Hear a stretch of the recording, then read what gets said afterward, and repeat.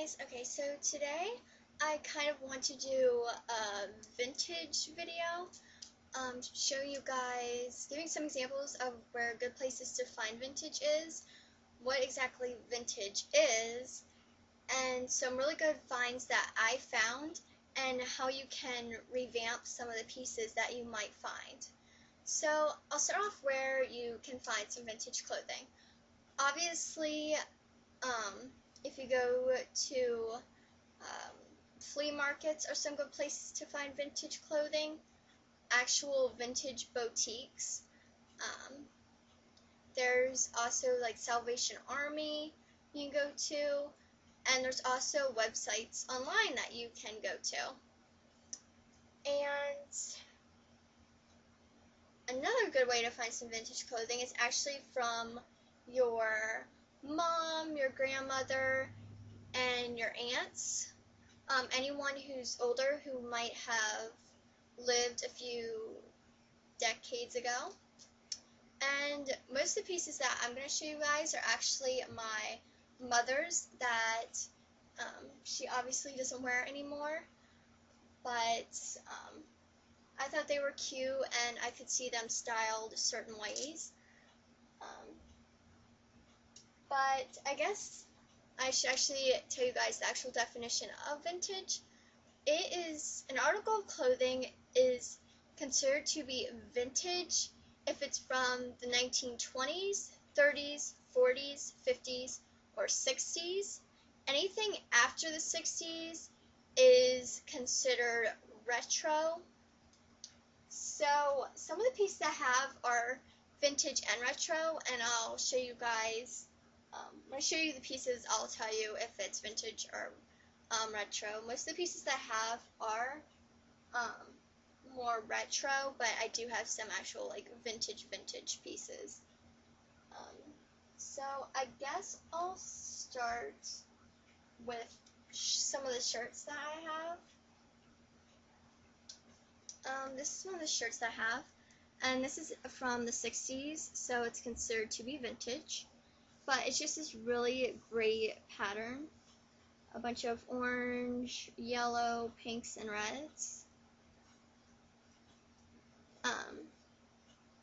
For this top, you could either tuck it into jeans, or you could put like a nice jacket over it.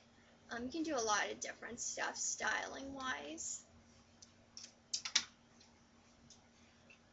Another top I have is also from the 60s. And it's just a really funky pattern. It has greens, oranges, yellows, and it's like this silky material. But this is probably one of my favorite shirts that I have. Now this shirt is actually from the 80s, so it's considered to be retro. But it's just another great patterned shirt with a bunch of different leaves on it. When I wore this, I rolled the sleeves up a little more, and I tucked it into a pair of skinny jeans and wore black pumps with it. And I got a lot of comments when I went to school that day. But this shirt actually had shoulder pads in it, which doesn't surprise me since it was from the 80s. But it was just so simple to take a seam ripper and take them out.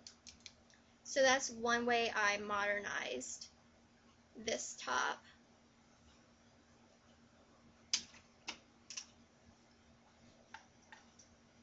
Another one I have is this blazer, and it is actually from the 50s. But just nice, like rich brown, and it has like a checker kind of pattern on it. But when I wear this, I roll up the sleeves usually.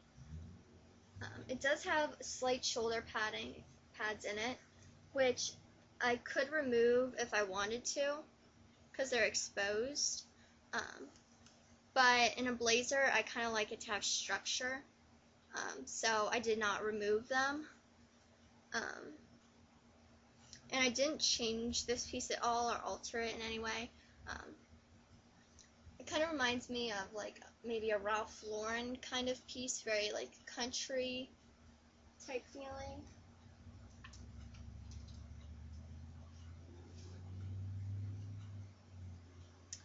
Another one I have is this one, and it's just a 3/4 sleeve.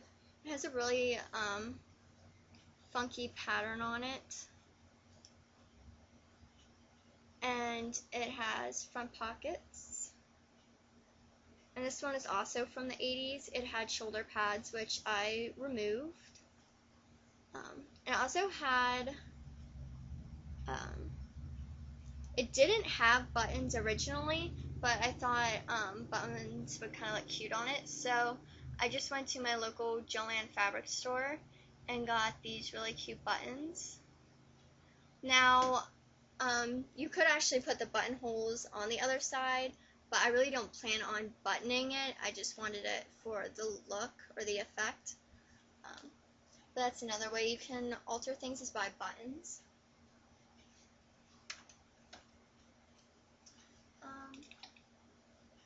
Another thing I have is this nice floral dress, and this is from the 60s.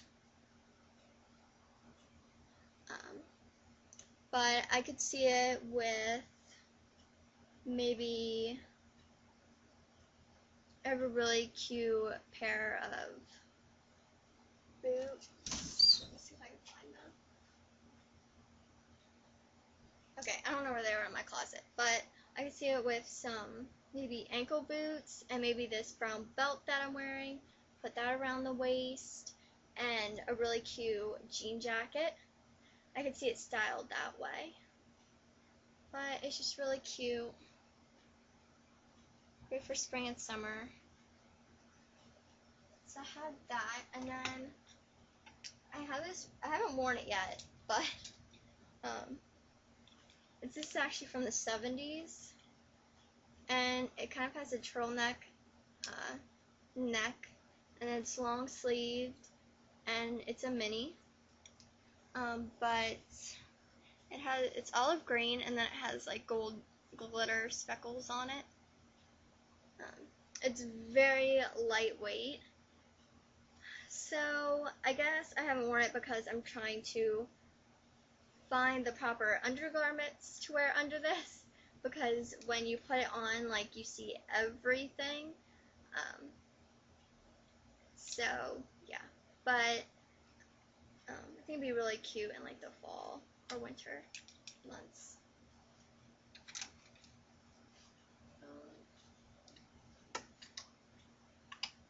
Next I have some sweaters. Now this one's from the 50s, and it's just a really nice caramel sweater. It's like a boyfriend fit. It's very long, and it has this single knot button on it.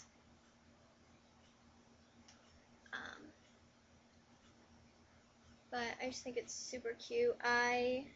When I wore this, I just pulled the sleeves up, and I wore it, I believe, with brown leggings, brown boots, and I think I wore like a patterned top of some kind underneath of it. Maybe like a leopard print top. I'm not real sure. I can't remember. But yeah. So that's how I styled this one. And then my last piece is also another sweater. It's the plain brown sweater. And it's also from the 50s. But it had, the buttons that I had on it I really didn't like. So I ended up putting different buttons on it.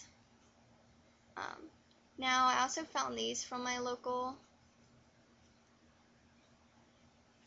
Joann's fabric store. Each button's different. It's not the same, but it is the same color scheme. And since it does have buttonholes on the side, I made sure that these buttons would fit in the buttonhole that was already there.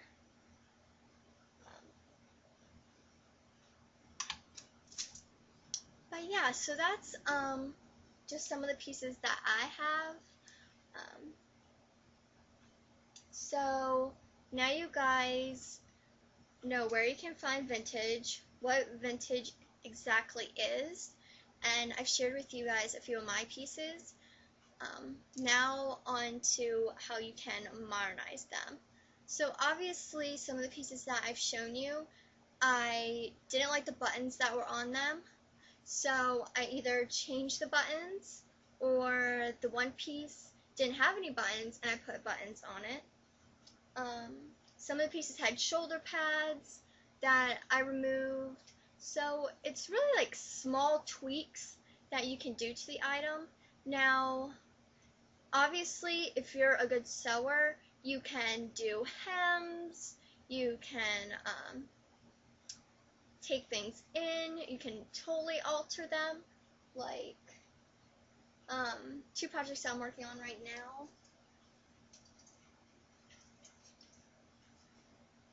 is I have a vintage skirt and a vintage top. This vintage skirt is from the 60s, wait no, it was from the 50s, and it was way longer. I mean, it went down to like my ankles, but I already cut it to the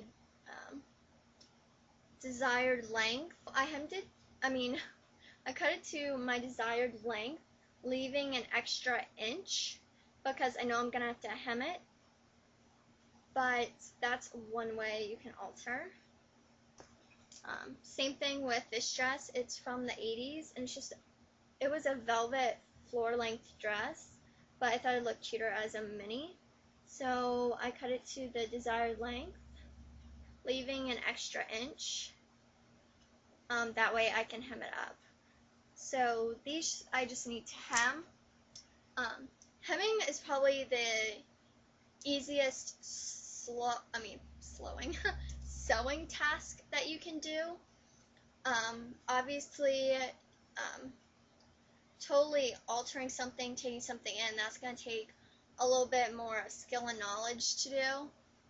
But hopefully you guys learned something from this video, and I will, in the taskbar below, or the description box below, I'll put some vintage websites that you guys can check out. But I hope you guys enjoyed this video.